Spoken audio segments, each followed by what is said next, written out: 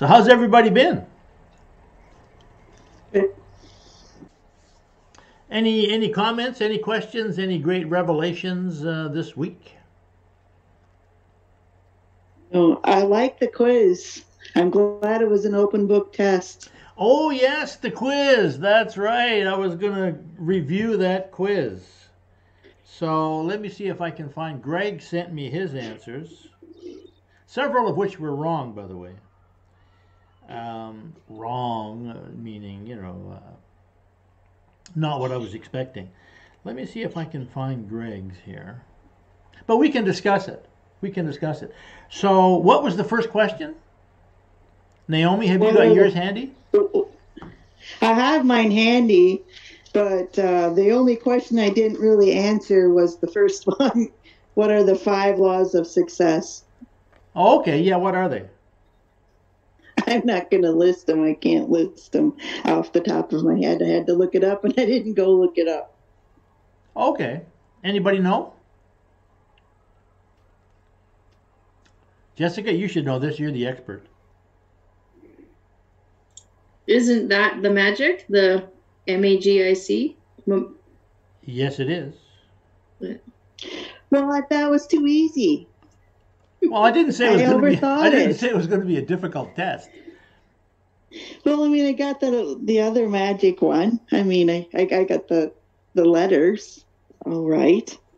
Right. So Well, that's the thing. The the magic is the five laws, right?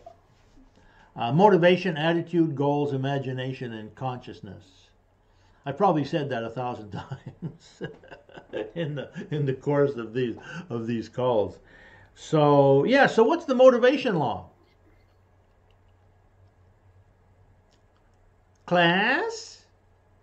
desire and belief. Yeah. No, that's part of it. That's good. That's good. So what's the motivation law in a nutshell, like in a sentence? Well, I thought it was motive plus action, but um, I didn't look it up per That's right. se. You didn't look it up. So I was Well, shooting out there, but shoot from the hip. I have done that many times. Okay, well, the motivation law is you have to learn to motivate yourself. That's it. Because most people don't know how to do that, and so they're not very motivated. I mean, they're motivated kind of by accident. They're motivated to watch TV or whatever because they enjoy it. So yeah, but the motivation law is you have to motivate yourself if you want to be in charge of what you're creating in your life, right? Transforming your life. So and the way you do that, there's two pillars. There's two pillars to personal motivation. What are they, Naomi?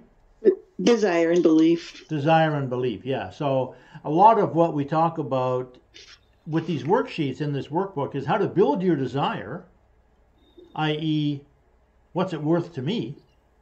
What's it worth to my kids? What's it worth to my family? What's it worth to my legacy? What's it worth to my health? All those things. So that what it's worth to me, that's how to build your desire. So that's good. And how do you build your belief?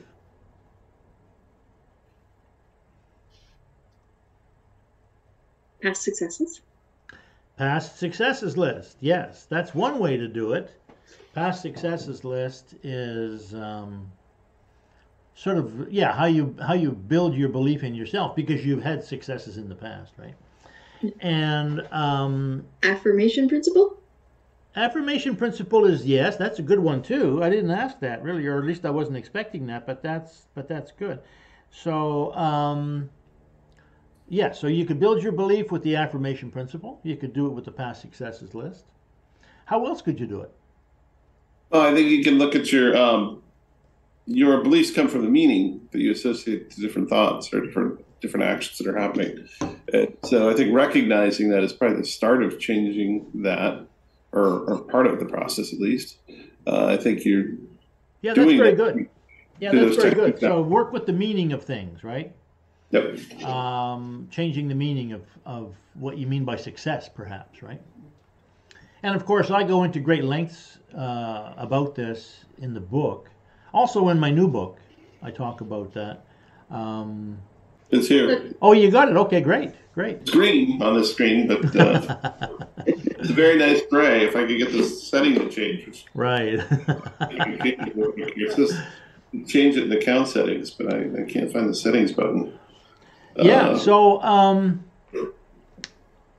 I started the same place a lot of people start, with Napoleon Hill, Think and Grow Rich. And of course, he says what you can conceive and believe you can achieve, right? So conceiving means what you can think about. You have a picture in your mind, right? And a lot of those worksheets are about getting clear on what it is you want. Because at first you have so many thoughts in your mind about what it is you think you want. You have all these muddles of dreams, basically dreams and fantasies and things like that, that it's hard to sort them out. So by going through that process of, what do I really want, and then ranking them according to desire, which is another worksheet, and then ranking them according to ease, right, is another way of looking at them. And then eventually sort of figuring, okay, these are the most important ones, these are the ones I want, right? And so another way then to build your belief is to start with the easiest one first. That makes sense, right? It's easier to save $100 than it is to save $1,000. So start with $100, right? And also the 1 minute goal. That is a way to build your belief, because you can pretty well do anything for a minute. And that works in all kinds of different situations. I've talked about it in relation to smoking, but you can also do it in relation to like losing weight, and also when we talked about making phone calls, sales calls, that can be very difficult sometimes. But if you say, well, I'm just going to dial the phone, I can't control if the person answers or not, I'm just going to dial the phone. So just focus on like what I'm doing right now, putting your mind in the present, right? So there's another way of increasing your belief too, because if you don't believe, of course, then you won't do it, right? Or you'll try it once, and if it doesn't work, you'll say, well, I guess I'm not the right person, or it's not for me, right? So you need to do. So this is all part of motivation then. So you need to sort of work on your clarity of your vision, strength of your belief, strength of your desire, and all three of those. And of course, all of these are malleable, right? I mean, they're like, if you think about a piece of music being played, like a string quartet, each of those things is like a different instrument. The desire, the belief, the clarity of your vision, and so they can move up and down. So at various times.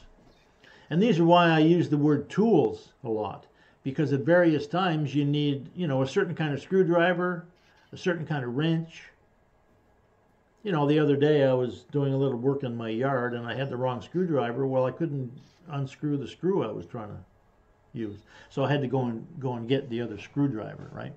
So it's kind of like that with your tools. And the value of the workbook, of course, is that because you're writing all this stuff down, you can go to the past success that gives you the confidence, or the belief.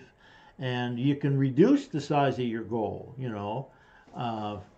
rather than making 10 sales today, or this week, I'll make one. I'll focus on doing one, And if one seems too difficult, well, I'll focus on talking to one person. Making one phone call, something like that, right? Sending one email, So these are all ways of sort of keeping yourself in control of how you feel in terms of your motivation, right? So, yeah, that's great. So what was the next question here? Oh, yeah, what's the difference between a dream and a goal?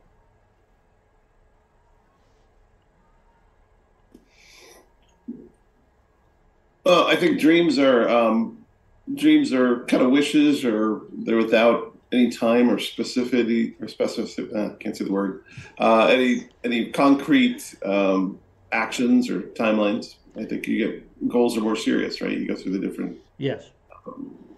So a dream is anything, right? Sparkles. Oh, I'd like this. I'd like to go to the moon. I'd like to take a rocket, around the Earth. I'd like to be on Jeff Bezos' next plane. Those are dreams. But a goal is very definite, right? It's something specific. What are the four characteristics of a goal? This is one technicality. You had mentioned that there are 5 characteristics within your book. Yes, there is. That's true. I talk about the four characteristics all the time, but it's true. When I wrote the book, I added one. So the one I added was commitment, right? You have to be committed to it. So what are the 4 other ones? Clearly defined, committed to reaching it, time limit, action plan, and acting on your plan every day. Yes. Taking action now, right? Now meaning today, basically, in the present, right? So that's it. So if you're, and this is an important point, because if you are not taking action today, if you're not doing something today to get you to that goal, then it's a dream again. And the important thing about having a goal, as opposed to just having a dream, is that it causes your mind to work differently. When you have a goal, your mind shifts into a different gear. And the perfect example is me finishing that book a couple of weeks ago, right? Because I would not have finished it. At least I would not have finished it in that time, except that I had to have it finished by the time I got on that radio show, because I just, it was just too tricky, right? And so when I finished it, I was really motivated to do it. I was working like 12 hours a day on it, and I was focused because, number one, big benefit to being on that show. And number two, a big loss if I didn't have it. At least that's what I was afraid of. I was afraid I would either be embarrassed or look silly on the show, because I told them well, first of all, I told them I was working on the book, and then when they asked me, is it finished yet, I said yes. And I'm glad I did, because if I hadn't, I might not have finished it. So I'm glad that I got it finished. I've sold a lot of books this week too, by the way. Very successful week. So I'm glad that I got it done. So okay, so here we are. What are 3 ways you could use your past successes list? Greg had a good answer for that one. Do you remember your answer, Greg? I do. You can do it to enjoy it, or kind of think about the past successes you have. And I think that motivates you, can push you in a good state of mind. I think you can also use it to encourage building, I'm drawing a little blank on that, but encouraging your new habits that you're trying to develop. And I think it was to get rid of other habits or thoughts that you have that are less productive. Yeah, you said, do you have your copy of the answers you gave me? I don't. That's what I was thinking. I should look it up here while we're talking. Okay. Yeah. Well, I'll read it. I can grab it. I'll read it because it's a good answer. So you said 3 ways you could use your past successes list: to control your state, which is true. It's instant, right? Right. I think of that yo-yo contest. Man, I'm pumped. I'm a champion, right? So you can control your state. You can motivate yourself. Hey, if I did that, I could do this, right? If I could learn to speak Chinese, man, I can finish this book this week. You say you can overlay them to achieve a good emotion. Yeah, think of 3 of your past successes at the same time. It's like stacking, in NLP they have this term, stacking anchors. It's kind of like that, I feel this way from this one. I feel this way from this one. I feel this way from this one. Man, you can stack them up. And you can remove a negative emotion. So I'm not sure exactly what you mean by that, but I think it's probably true. I mean, because if you're thinking of a past success, then you're going to start to feel the positive emotion. If you're feeling a negative emotion beforehand, it's probably going to push it aside, right? The positive emotion is going to replace the negative emotion. And yeah, great. Okay. So what key aspect of any event determines the emotion you feel? Jessica? The meaning you give it. The meaning, yes. It's the meaning that gives you the feeling. You agree with that, Naomi? Yep. Your thought about it, how you frame it. Yeah, exactly. And the last one I said was, what's the imagination?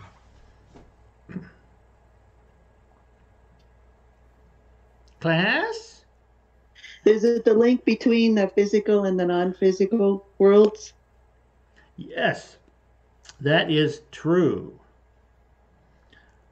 I think I had said it's a connection. You said it's a connection, yeah, which is true. But Naomi was even more specific. So both of those, of course, are true. If you think of it like a cable, like I have a cable plugged into the back of my TV set, right, that brings me these different channels. So to me, that's the imagination, right? It's the connection. People think of the imagination as the screen, but that's only the screen, right? There wouldn't be any information on the screen except for that cable. And if you think of the cable, well, the cable connects me to a bunch of servers who connect me to maybe some shows that were recorded in the past. Like the Andy Griffith Show or something, or MASH. Those shows are still available, right? And my cat's having a hard time getting in here. So so that connection. So of course the connection then connects you to your inner landscape, your inner mental landscape, as I call it, right? Which has all the past in it, the past that happened as well as the past that didn't happen. And it has the future in it, which contains, all your dreams and goals and wishes and fantasies, and also, your plans and your goals and that kind of thing. So so that's a great answer. So was that fun to do that? Yeah. So you talked about different color belts, like different levels for this mental magic. So, yeah, I think it's good to identify. Right. I can't wait what level 2 is going to be. If maybe this is that's level 1. Maybe that's what Greg's going on. He's got his green belt. He's got his green belt now. Yeah, no, I thought that was a perfect metaphor, the idea of a dojo, because I mean, it's just perfect, right?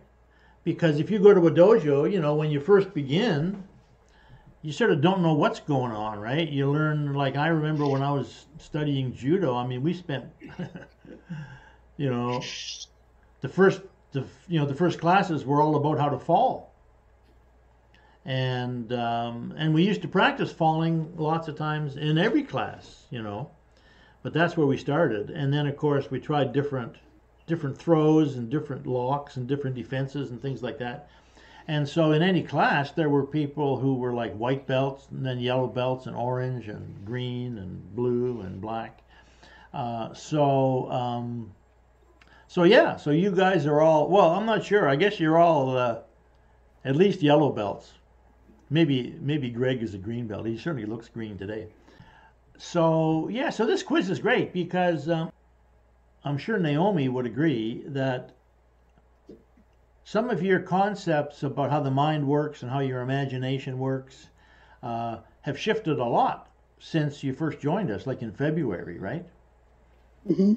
For sure. So it takes a while. Like this whole idea of neuroplasticity, it's a growth process, like if I look at the tree outside my window here, it doesn't develop flowers like in one day, you know. It takes maybe a week, right? You know, when it's that certain time of the year, you see a little bud kind of come out, and then slowly it sort of, you know, grows into this flower, right? And then, of course, it changes into a fruit, you know. It's a cherry tree, so it might have, you know, cherries on it, and then, you know, so all these things are kind of gradual process. So so that's the way it is when we're learning a new belief, right? At first we don't believe it. It's like, what? Your mind is a time machine? Come on, what are you talking about, you know? But then when you sort of think about it and you have some examples, and then you sort of go, oh, okay, yeah, I can, you know, I sort of get it. And then after a while, of course, it becomes a belief, which is you're certain about it. You know, Anthony Robbins says a belief is a feeling of certainty about the meaning of something. So you go, oh, well, is the mind a time machine? Well, maybe. And then you have one example of it, and you sort of go, oh, yeah, I guess you could look at it that way, you know. But then later on, you know, you sort of flesh out the concept of it, and you go, yeah, mind's a time machine, right? So when I first thought of it, you know, I mean, when I was first putting together this mental model, as I call it, you know, a model of consciousness, I mean, it took me literally 20 years, right? I was about 10 years in, I think, you know, of this process of trying to answer this question. How do you get information from the future? How does the mind work, right? I was probably 10 years in before I thought about the idea of a time travel, you know. And then it was another 10 years until I had that meditation on the beach that I mentioned, where I reconnected with my past self, having that dream, and I realized, wow, you know, that there's that connection thing, right? So it was an evolution, changing your beliefs, and of course that's the process, or at least that's one way to look at the process that we're in, is we're changing our beliefs, changing our self-image, changing our ideas of our personal power, as well as getting clear about our goals and the whole process, you know, of using this workbook. So it's an evolution. And so I was thinking the other day, you know, what if somebody were to click on one of the YouTube videos that I have, which are all the recordings of these sessions. What if somebody clicks on the one that says, you're developing your psychic ability, you know? People might go, oh, this guy's obviously out of his mind, you know? Or if they clicked on the one that said, you know, your mind is a creator, you know, they might say, ooh, this guy's obviously, you know, coming from a place that I don't respect or don't believe in, right? So, so I was kind of thinking about that, and so that was one of the ideas behind this quiz, you know.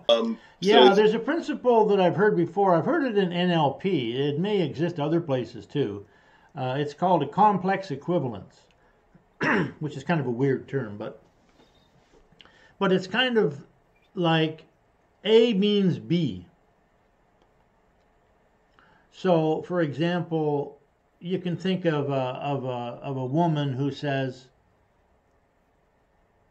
the perfect person for me will never raise their voice. Right? Right. So then the first time the guy raises his voice, she's going to say, well, obviously he's not the perfect person for me, then I'm ending this relationship. There was actually a movie that I saw one time, which was a great movie. I'm going to have to try and find it because it was, I mean, it was a great movie. Anyway, it had a couple of great stars in it. Sam Shepard, I think, might have been in it. I'll see if I can find it. It was called something about Voyager. I know there's a movie called Now Voyager, but it's not that one. But anyway, it was about this married couple who were married for quite a while, and then they separated. They divorced, I think, you know. And they happened to bump into each other again, like years later. And so they were talking, and the husband said at some point, why did we ever break up? I mean, you know, we seem to be so suited. We have the same interests. We raised a couple of great kids, you know, and all of a sudden we split up, and I'm not sure why. And so the woman says, do you remember one time we were talking about Jack? You know, their son, right? And so he said, well, okay, what was it about? Well, he got arrested or something, and, you know, he had to go to jail, and, you know, whatever it was. And so the guy said, okay, yeah, I remember that time, you know, when we were under all that stress and everything, right? So, and the woman said, you said to me, your son, and not our son. And he said, was that it? And she said, yeah. And you can understand that, right? Sure. Like one word, you know, at a certain point can just strike the other person in a completely unexpected way, right? I've used that example, and we've talked about it a couple times, you know, me sort of, you know, having this dream, right? Running home, all excited, telling my mom, and she laughed.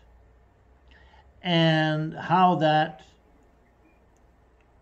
hurt me so much that I made some decisions in that moment that I can trace them back, you know, for years and years and years, making decisions about school, about different relationships, about different kinds of things. You know, it's almost like a chain, right, of decisions I made that I could trace them all back to that time when I made that decision, because there was something in my mind that said to me, well, obviously I'm not good enough. Otherwise she wouldn't have done this, right? Right. Talking about this complex equivalence again, it's almost like I was saying to myself, of course it wasn't conscious, because I was like 8 years old or something, or 10 years old, but it's almost like if my mother says that, then she doesn't feel this way. Right. Or I'm not this way. I'm not loved, you know, in this situation, right? So, and I think all of us, I mean, I'm assuming I'm not unusual. You know, I'm a human being, right? So I think we all sort of have these times. We all have these experiences where, you know, we'll make a decision, and without realizing it, you know, it'll affect us for you know, for years or decades or maybe the rest of our life, right? So which is a little bit of what I was getting at last week, and I want to continue on today actually with that discussion that we had about the creator, right? Mm-hmm. Or the creative aspect of my mind, perhaps, if I use that term, you know. So let me share my screen here, because I got. You have any comments there, Naomi? No, I just enjoy the dialogue, the listening. Okay. Yeah, so we were talking about the mind as a creator, right? Or at least thinking of it that way.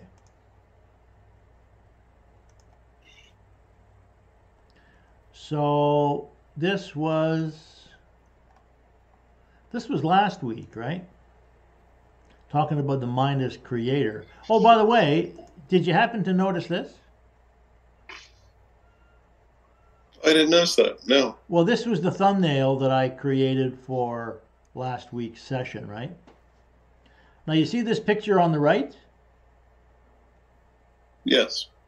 When you look at it, your first impression is, oh, it's a man, right? Well, it's a man at the building, right? Yeah, but if you look at the man, what is it?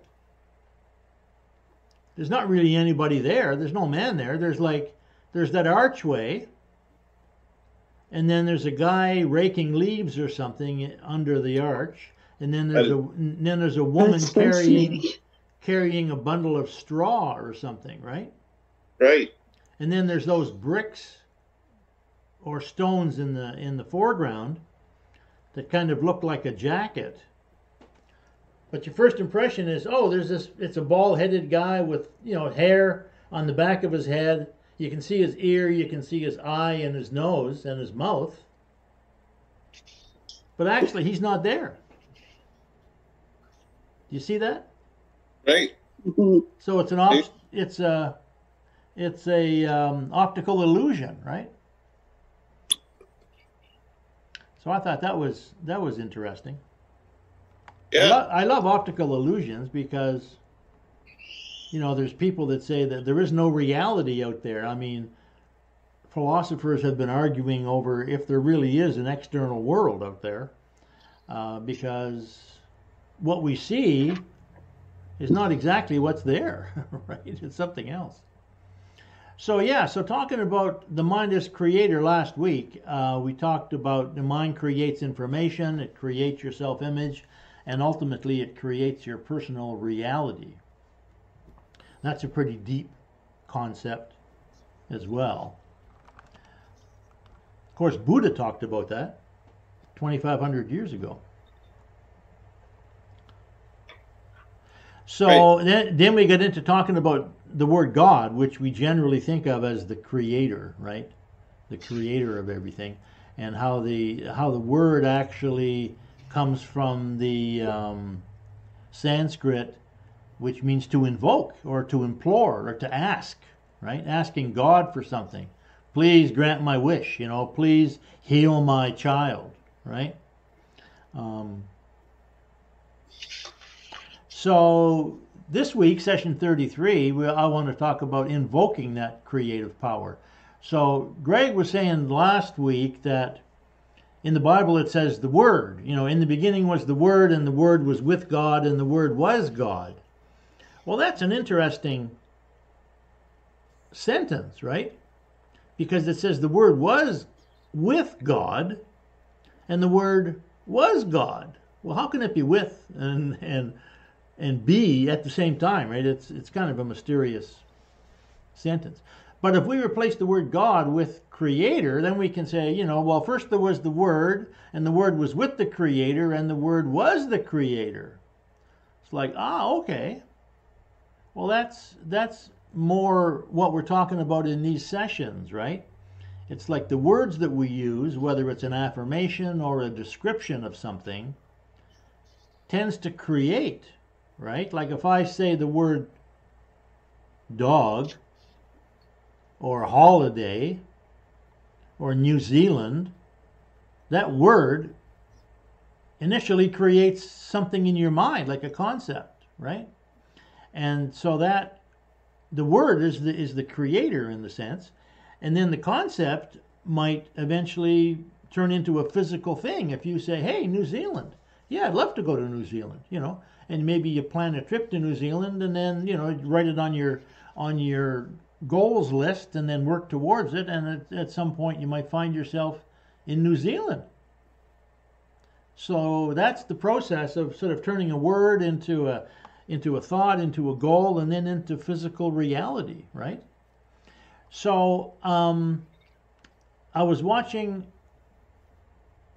Bill Maher after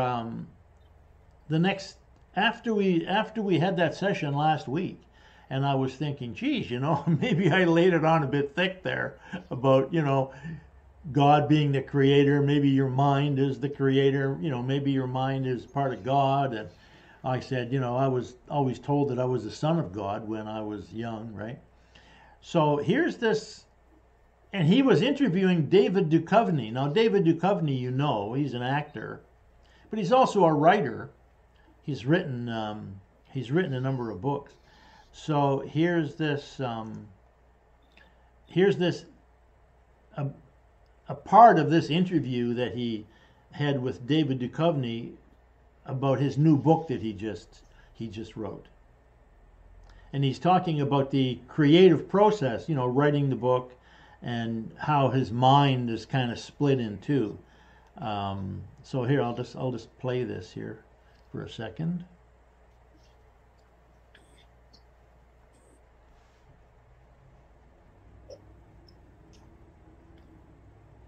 Having trouble getting my mouse working here. Just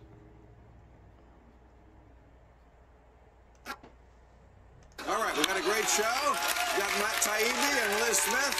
But first up, he is an award-winning actor, director, musician, and best-selling author. His latest book is The Reservoir, a novella. David Duchovny is on here. Dave, how are you? Been a while. Great to see you. All right. Dave, you look great. People love you. I don't know when I last saw you. It was a long time. It is a long time. We used to play basketball together at Gary Shandling's many years ago. Yes, Right. those good days, good days. So I have so much to catch up with you on, but since we have limited time, I'm going to jump right into your book because I feel like that's actually the best way to get to know who you are. When I land on a character, even though he resembles me and all that, you know, I get the slant of it, and then I'm off and running when I'm writing that way. So it is and it isn't me, you know. And the amazing thing about the process of writing is, as you come to it day after day after day, and you're a different person. I mean, I'm not schizophrenic, but I'm a different person.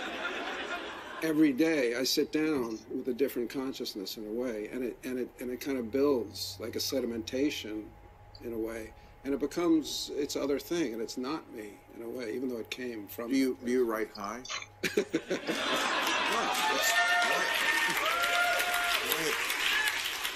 You know what? That's such a not unreasonable question. It's not at all. So many artists and writers have written high. I revise high. Yeah, I like to get up very, very early when I'm writing. Because it's not high, but I feel like if you're coming out of sleep, you're not quite in that conscious realm. So you're trailing your unconsciousness with you a little bit. So 4:35 in the morning, a little coffee, and then I go. Oh, coffee is your high? No, that's just to get up and go to the bathroom. Well, what's your? I was just giving you more of my autobiography. Right. Well, what gets you high? I mean, you said you revise, because I have the same thing. I've said this before.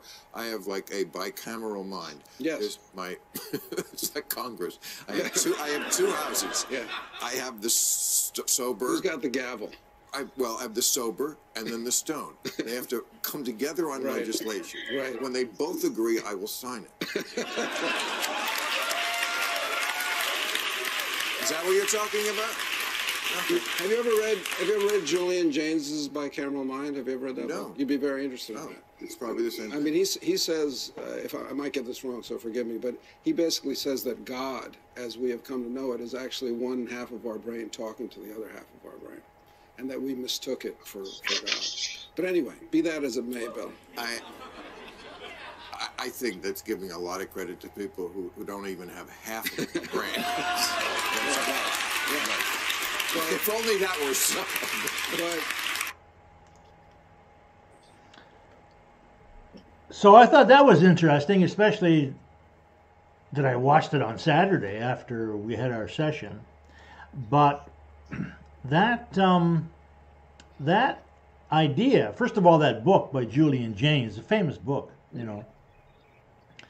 But he talks in there about the two brains that we have, you know, getting back to Dr. Sperry, Richard Sperry, talking about the left brain and the right brain kind of talking to each other, and this part that he called the explainer, which explains things to us, and if we accept it, then, we can believe it.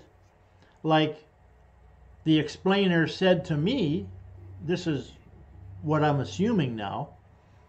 The explainer said to me, oh, your mom's laughing, therefore she doesn't love you, right? Because if my mother loved me, she would not laugh at my dream. So I took that to mean, well, I'm not loved then. I'm not good enough, right?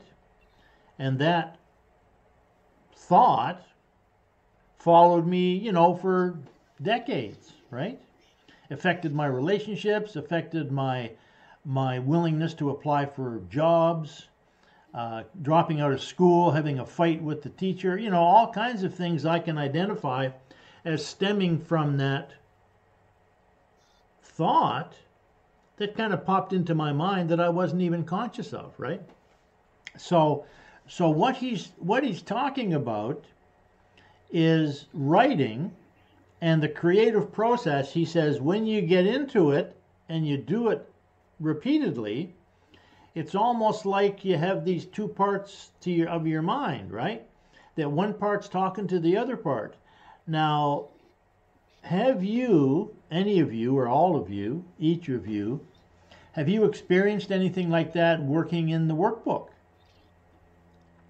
Where you're sort of asking a question, what's a past success?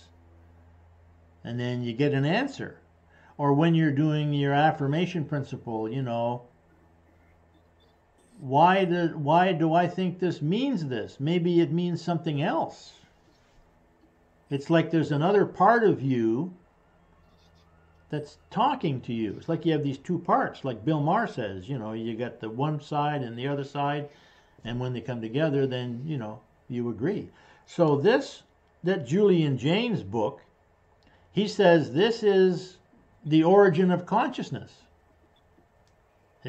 Thousands of years ago when we evolved to the point that we had these two parts of our brain, or two brains really, talking to each other. One was verbal and one was more emotional or feeling.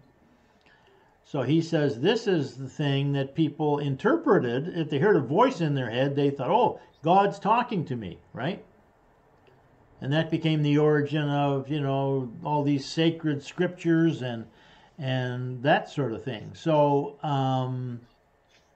have you experienced that feeling that you're sort of getting an answer from some other place or some other part of you? Jessica? Oh, yeah, all the time, because I'm intentionally asking myself questions to get different answers, right? And I also find, if you're talking about the explainer, the resistance that I get most often comes like at the end of our sessions when you give us an affirmation. I feel like, oh, that's okay. There's like, I gotta feel this one out for a minute. Like, how do I feel about this one right now? How can I tweak this to feel better? So that's where I feel the explainer kicks in quite often. Right. Naomi? Yeah, when that guy talked about, early in the morning when you're kind of still in that, I don't know, he didn't say dream state. I don't know exactly what he meant, but I have experienced before I wake up just a lot of cool creative stuff. And then once I get fully awake, then my explainer comes in and kind of ixnays a few things. But yeah, that's where, I've experienced both sides.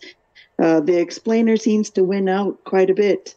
So I'm trying to tame it down and slap it down more often. And that's what these sessions have really helped with. Right. So yeah, well, that's the value, of course, of writing things down, especially in the morning. I mean, I get a lot of insights as I'm waking up, right? Oftentimes I'll wake up in the morning, 5 o'clock or something, and I'll reach for my phone and I use my, I used to use a notebook, but now I just use the voice recorder on my phone and I'll record something, Greg, what about you?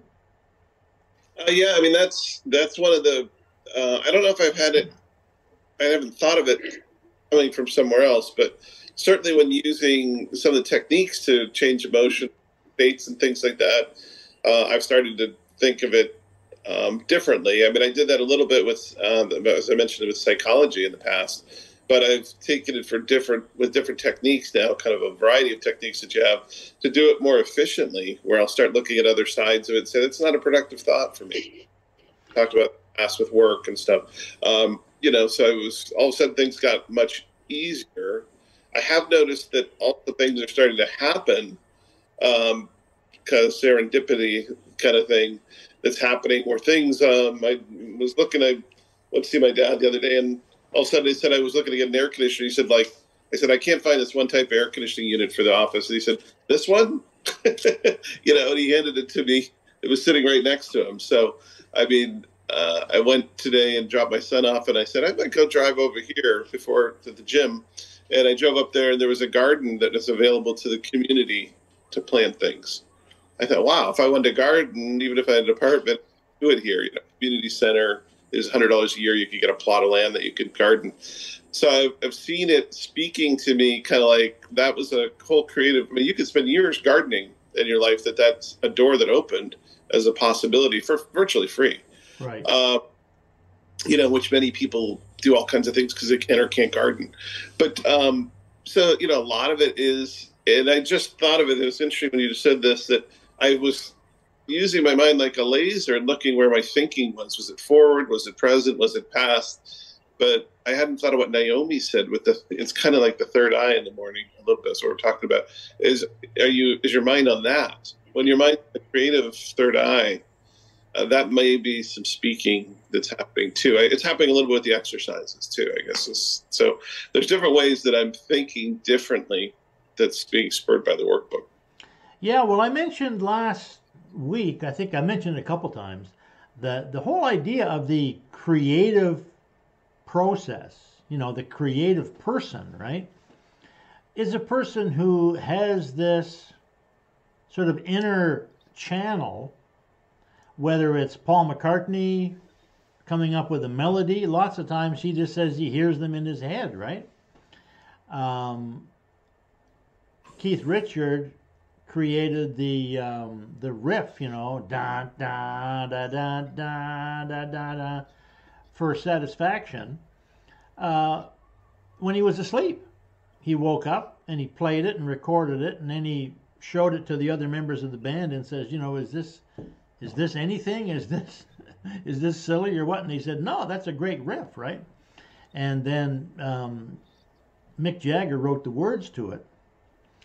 And so Stephen King says what he does is he creates a couple of characters and puts them into a situation in his imagination and watches what they do. And he said lots of times they do things that I didn't expect. So this whole idea of the creative process, whether it's music or whether it's art, I think it was Picasso that said, carving is easy. I just cut away all the pieces of the stone that aren't what I'm trying to bring out of it, right? If I'm trying to make a carving of a head, I just take away all the bits of the stone that aren't part of the head, right? So this idea of opening up this channel to the subconscious, I suppose, the inner self, to me, this is the basis of creativity.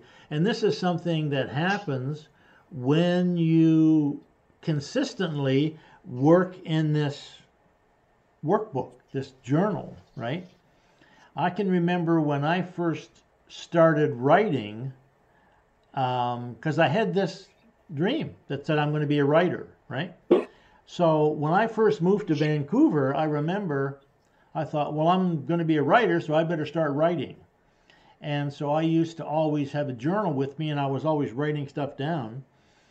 And I was just consciously writing it, I mean, I didn't know what it was or how it was ever going to be anything. And I mean, it never amounted to anything. I was just doing it because I thought, well, I'm supposed to be a writer, so I'm going to start writing, And I started writing sort of short stories and poems and things like that. And then at a certain point, and this was a few years later, I sat down to write, and it was like I heard a voice in my head, and I just started taking dictation. And that's exactly what it felt like. It felt like I was taking dictation from somebody, and that was the first book that I ever wrote, which I guess I'm going to have to republish because it's not available anywhere. Some people have read it. I mean, I sold very few copies of it, but some people that have read my first book, which I called Mental Magic, and my second book, Mind, Time, and Power, they said, "Oh, I like Mental Magic better." So I don't know. I'm gonna have to dig it out and publish it. But so what I'm saying is that in the beginning, and I had exactly the same process or exactly the same experience with this workbook, that when I started writing these dreams and goals and past successes and things like that, I did it because Paul Meyer had said this is the essential part of becoming successful, achieving your goals. So I started working in the workbook for that reason. And I remember for at least a month, maybe a couple of months, I didn't feel like I was getting any response from my inner self at all. Nothing. It was just me writing down these thoughts, these words, which to me didn't seem like there was any value in it whatsoever. But I continued to do it. And then at a certain point, it was like, oh, wait a second now. This workbook, it's starting to talk to me a little bit, right? It's starting to communicate with me, right? So that process of doing something over and over again until it starts to kind of shift and change, I think that's really a key point. That's when your subconscious starts to work with you.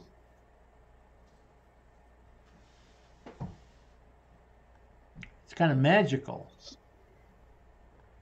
And well, one of the things that is interesting with what I listened to one of your sessions from the past. I'm trying to think exactly where it was, but you were talking a little bit about a goals list, and instead of making it hard, making it easy, letting things kind of being open to it. I think you said that it was more of a when you were being to letting things happen, it was much easier. It's kind of like luck. So you said luck, being open, letting the universe bring it to you, doing it were kind of three categories of goal achievement methodology. And I thought, wow, I want to start doing some things that are easy. Like, I want to get lucky, you know? Right. A little. I mean, it's when you open the door to other possibilities. All of a sudden, because you think, like, how am I going to get there? I can't have 5 goals. I can't have 5 sets of goals. I don't have the time. Well, all of a sudden, you kind of let the universe be open, or say, maybe I'll get lucky that the big customer will call, or the, check comes out of nowhere from Aunt Irma that you didn't know that passed away, or whatever it is, or you hit the lotto, yeah, like, that's right. Well, my friend Michael Lozier, who wrote a book called The Law of Attraction, which is a great book. I'd recommend it. As a matter of fact, I recommended it when I was on Coast to Coast last week. Somebody said to me, what about the Law of Attraction? There's so many books on the Law of Attraction. And I said, well, I would recommend my friend Michael Lozier. His book is called The Law of Attraction. It's a good book. It's a great book. But what he says in there is that there's 3 steps to the Law of Attraction. So I'll tell you what they are. And I think this might be what you're referring to, Greg. The first one is decide what you want. That's step 1. And of course, most people never get to this point. They never are able to decide what they want. Then step 2 is you focus on it. And by focusing, I mean writing it down, visualizing it, meditating on it, journaling about it, thinking about it, maybe making a dream board. You've heard of dream boards, putting a picture on the wall of that new car you want or something like that, right? Anything you can do to focus on it, that's step 2. And then step 3, let it in. And I think that's what you're referring to, is this idea of this kind of saying, okay, I'm willing to have it now, you know, I'm willing to let it in. Because if it's a goal, if it's something that you feel that you don't deserve, or you don't quite believe it, or you're not ready for it, or it seems too difficult, you know, and you're exhausting yourself trying to figure out how you can do it, well, don't do that. Just let it in. Just say, okay, I'm ready, you know. And it's at that point, I think, where the coincidence and things start to show up, right? It's like, hey, this check arrives that you didn't expect. Or somebody calls you up and says, hey, I heard of a job that's available that you'd be the perfect candidate. And you apply and you get the job. And it's like, wow, you know, where did that come from, right? So those 3 steps: decide what you want, focus all your energy and thoughts and intention and everything on it. And then third one, just stand back and let it in. And lots of times, step 3 is the hardest one. Well, it's interesting. I have never thought of it that way, and you did say that before. I did it Coast to Coast. I was listening to that a little bit. I think you brought up some of these, and I had forgotten it. But it's interesting. I paraphrased what you said a little bit too while you were saying this, in that it might have been a situation. I think people don't decide what they want in part because they're discouraged at some level. And through the explainer, or maybe like talk about the situation with your mom, you know, you didn't put yourself in positions where you would do public speaking after that, or different things for quite a while. And so different things force us to not really dream. The second part sounds like invocation. Really, if you think about the dream boards and all these things, you're invoking it through your consciousness to keep bringing it up. You're calling for it. You're calling for it. And the last part is to let it in. Right. Let it happen. Let it happen, yeah. It's not a work model. It's a creation model, if that makes sense. It's a little bit different because we're so used to working for everything. You know, you have to grind it out, for me at least. Exactly, yeah. You know, it's like everybody only has 24 hours a day and so much money and stuff. So how are you going to make it when you only have limitations there? Well, this is part of it. If you let it come to you, it could come very easily. It could be a phone call. It could be, you know, like you said, somebody called. It could be a referral from somebody else, or, you know, whatever, right? So, Well, and in lots of ways, I mean, you hear people talking about this, and oftentimes they'll say, gee, you know, I wanted this thing, and it all of a sudden, boom, there it was, you know, it just showed up, right? And of course, there is effort too, because, I mean, you have to, I mean, lots of times the first thing that comes to you won't be the thing you want, but it'll be an idea. Hey, maybe you should join this group, you know. Maybe you should talk to this person, or join this, you know, mastermind group or something, or join this you know, businessmen's association, or the you know, the board of trade or something like that, right? You get an idea, oh, you know, join the board of trade. And so you do it, and then because you're there, it's like, oh, now this thing all of a sudden shows up for you, right? So it's not just necessarily that this new car kind of drops into your lap, but it might be that an idea comes to you that you follow up on, right? Right. So let me get back to the affirmation for the week here. I talked a little bit about John Kehoe and some of his affirmations and things, and one of his was, my subconscious mind is my partner in success. So this is a great affirmation. This is what we're talking about today, really. So that's a great thought, a great affirmation. And we can also look at it this way: I'm more in touch with my subconscious mind now. Or you could say I'm more connected with my subconscious mind now, or I'm more aware of my subconscious mind now. Because I think that is that's what we're talking about, is this idea that, you consciously input these ideas, these thoughts, these beliefs, these affirmations, and then at a certain point your subconscious mind kind of wakes up and says, oh, okay, that's what you want. Okay, I'm going to show you how to get it then. Read this book, do that, join this group, join this club, buy this book and read it, I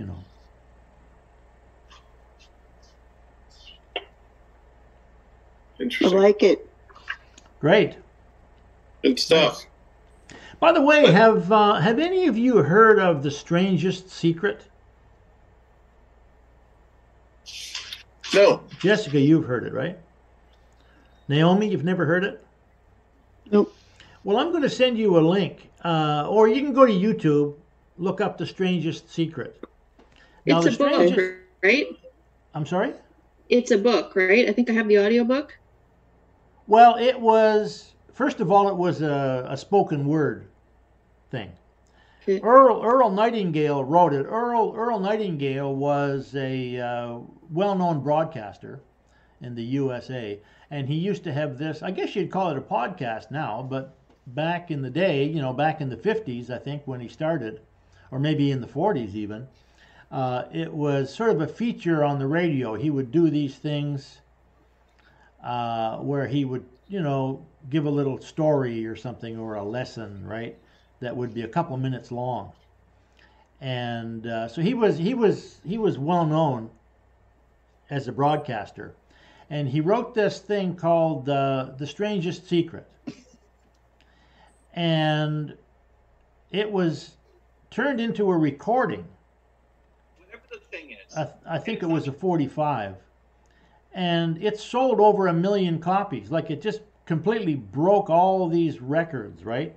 It was the first spoken word recording that went like viral. I guess you'd say viral these days. And then eventually it was turned into a book, and then a recording. And I first heard about it, I had a cassette recording. I think when Paul Meyer, at one point, he started selling cassette tapes of recorded talks.